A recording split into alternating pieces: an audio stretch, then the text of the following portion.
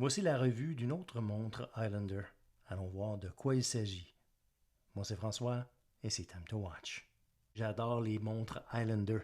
J'en ai au total 15. Celle-ci m'a été prêtée et puis je dois la retourner. C'est la Greenport. Cette version-ci, c'est la Sunburst Blue. Il y a aussi une version noire, une version Sunburst vert, il y a une version blanche avec des accents de bleu et une version blanche avec des accents de rose.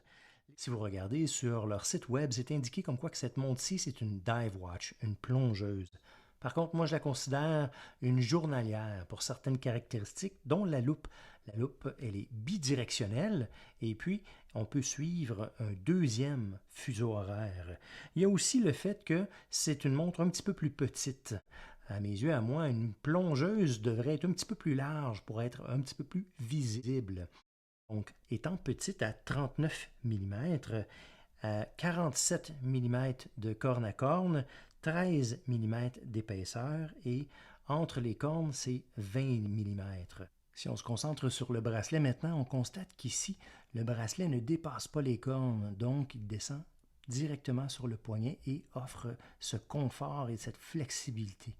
D'autant plus que les liens en H sont très flexibles et apportent aussi un niveau de confort. Les liens se rendent jusqu'à cette attache. On voit ici la signature et cette attache-ci, c'est une attache un petit peu plus supérieure, disons, à ce qu'on est habitué de voir sur les Highlander. C'est un double bouton poussoir qui déploie sur un mécanisme beaucoup plus solide avec un petit peu plus de micro-ajustements. Donc on voit les 4 micro-ajustements et aussi on peut ajuster avec les vis ici sur le bracelet directement. Donc somme toute, lorsque tout se referme, tout est solide et très confortable. Cette montre-ci possède un dos de boîtier vissé avec un embossage du logo ainsi que l'image d'un phare. Au pourtour, on peut voir l'indication Highlander, 200 mètres donc de résistance à l'eau, ainsi que saphir. Si on regarde de plus près ce cadran qui est en dessous de ce cristal de saphir, on va constater certaines caractéristiques qui font que cette montre-ci est encore plus une montre quotidienne qu'une montre plongeuse. Comme j'ai mentionné, il y a le pourtour qui est la loupe. La loupe a une insertion en céramique avec des indications pour suivre un deuxième fuseau horaire. On voit les indications des minutes ainsi que les heures. Les marqueurs de l'heure sont remplis de luminescence ainsi que les aiguilles.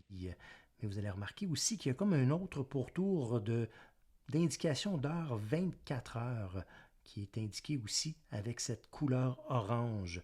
Donc, c'est la preuve que cette montre-ci est beaucoup plus une montre journalière.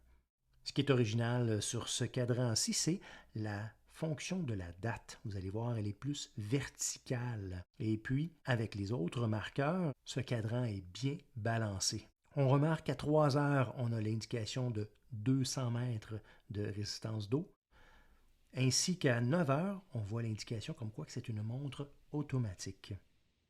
Cette montre automatique fonctionne avec un mouvement Miyota 8205.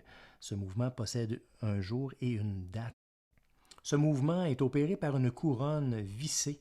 Lorsqu'on la dévisse, on constate que c'est une couronne un petit peu plus aplatie, donc facile à opérer. À cette position-ci, on peut la monter. La première position, on peut changer la date et changer le jour.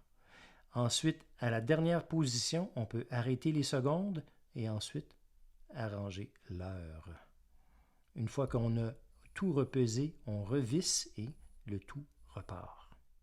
En conclusion, cette montre-ci, c'est une montre très fonctionnelle. Elle a des belles proportions et c'est une montre qu'on peut porter au quotidien. Cette montre-ci, malheureusement, je dois la retourner, alors je vais conclure cette revue de cette belle montre. Si vous êtes encore ici à m'écouter, c'est parce que vous aimez ça, ces genres de revues.